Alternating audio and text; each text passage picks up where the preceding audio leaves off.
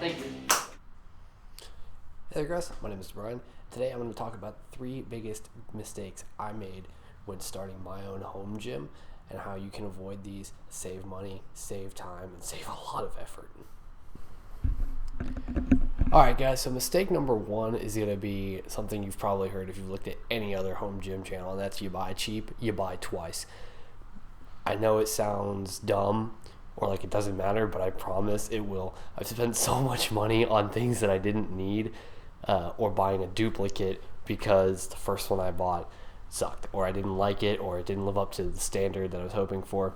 Part of that is because a lot of the idea behind my home gym has changed since I first started.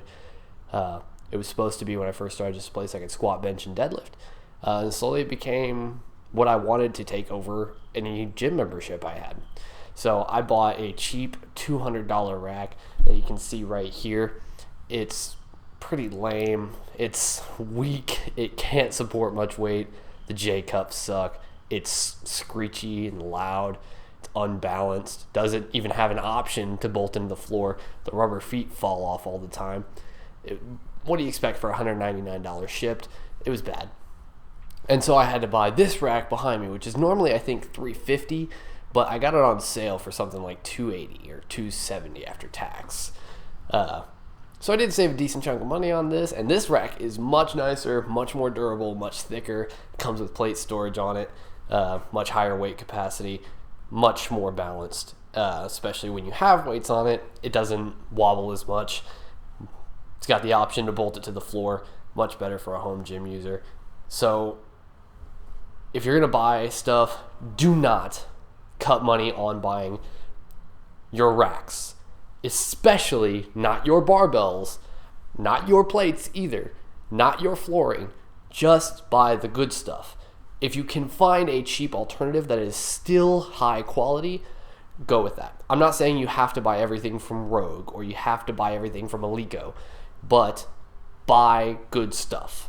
All right, do not cheap out on this stuff. Maybe for smaller pieces, you can. A lot of my smaller plates are pretty cheap that I bought from Dick's Sporting Goods, just because I know that my 5 and 2.5 pound plates are not going to be hitting the ground very hard. So I don't need expensive ones, because even if they don't last, whenever I'm out $3, I can go pick up a new one just down the road. But I didn't shirk any money on my Rogue calibrated plates, my power bar, anything like that.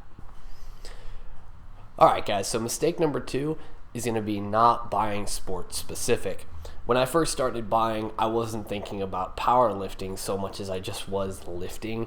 I was a powerlifter when I began building my home gym, but I wasn't thinking about buying powerlifting level equipment. I did not buy a power bar. I did not buy a combo rack. I did not buy calibrated plates. Matter of fact, I bought relatively cheap ones. You know, they're just standard cast iron plates, but they still have a certain tolerance that makes them inaccurate. Cheap Amazon basic plastic clip collars. You know, I did not buy powerlifting equipment. I bought general equipment. I bought an adjustable bench. I bought a standard just all around barbell, which is a great barbell, by the way. It's the Rip Black Saber bar.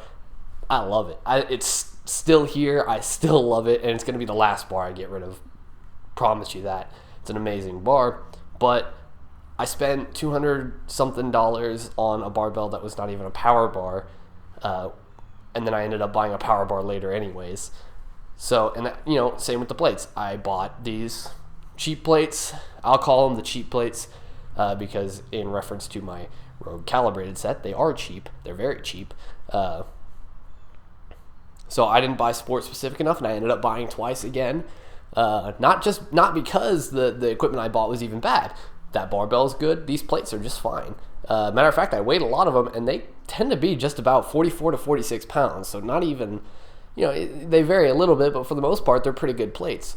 But but I ended up spending another something like $1,800 on Rogue calibrated weights, an extra $200 on a power bar, and I could have just saved the money that I spent on these old plates and that other bar if I had just bought powerlifting equipment the first time around. And matter of fact, I'm looking at buying the Strong Arm Sport combo rack here hopefully soon, replacing the 2 racks that I've already bought because it's not powerlifting equipment, and I want to get as close to a powerlifting competition as I can get here at home, not only because it's fun and it's good equipment, but it will replicate best how I would perform in a meet.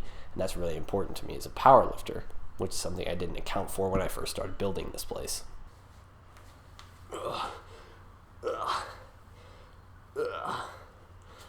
Oh yeah. Get my bicep pump on. Oh, I hope my trainer doesn't hear about me doing curls. Oh, but they feel so good. My last mistake was buying dumbbells. I know that sounds kind of weird, but dumbbells were a gigantic waste of money. I mean, I could have gotten a power block for something in the range of like, what are they, $300? You know, or used even less on Craigslist. People sell them all the time. Which go anywhere from $5 to, I believe, depending on which type of power block, you know, type thing or Bowflex you buy, like 75 to 100 pounds, right? Well, that's a couple $100 for that, which may seem kind of steep, but I ended up spending, oh boy, a lot of money on dumbbells.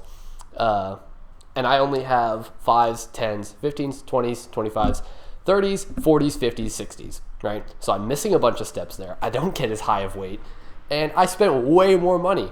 My 5s were $5 a piece because they were cast iron. 10s were $10 a piece. We're already at $30, and I've barely got enough weight to warm up with. And then I was convinced to buy urethane-coated dumbbells for my 15s, 20s, and 25s, which made them considerably more expensive than if I'd bought cast iron ones. But again, even assuming $1 a pound, $30 for the 15s, $40 for the 20s, 50s for the 25s, and then 30s, $60 in total, 40s, $80, 50s, $100, 60s, $120.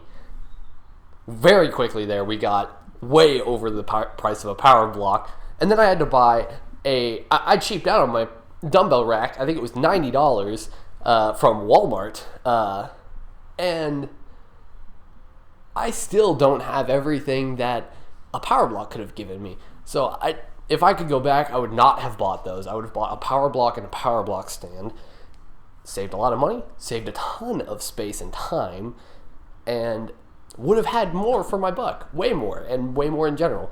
So that's my last mistake is don't buy dumbbells. Unless you are owning a gym, they're bulky, they take up way too much space, and they're just not right. Anybody else will tell you that. I'm pretty sure Coop from Garage Gym Reviews has also said this 100 times. Don't buy dumbbells. Seriously, if you're going to throw away the other 2 tips, don't buy dumbbells. Alright guys, so that's all I got for you today. Thank you for watching this video, and I hope you take my advice into consideration to save yourself a lot of money, a lot of time, and a lot of space, like I just said throughout these 3 mistakes. There's a lot more nuance to building home gyms that I'll talk about in future videos, hopefully to keep you guys as updated as I can. I want to review a lot of the equipment that I've got in here and keep this going. But for now, that's all I've got for you. Thank you for watching. Please subscribe. Follow my social media and stuff in the links below. Thank you.